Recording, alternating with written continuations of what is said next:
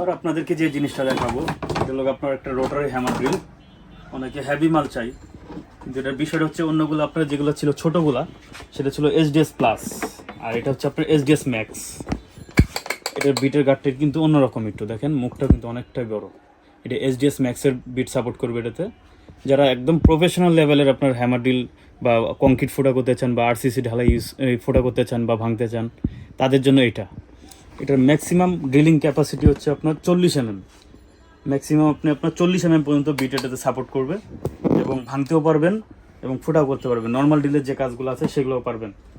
দেখায় আপনাদেরকে, এখানে দেখেন 3টা ফাংশনই আছে ওগুলোর মতোই। নর্মাল ড্রিল আপনি করতে চাইলে এখানে দিবেন নর্মাল একদম কাজ, যেখানে ভাইব্রেশন করবে না এখানে। আর যদি ড্রিল প্লাস ভাইব্রেশনও করবে, মানে কংক্রিট বা আরসিসি করতে চান, তখন এই ফাংশানে দিয়ে দিবেন।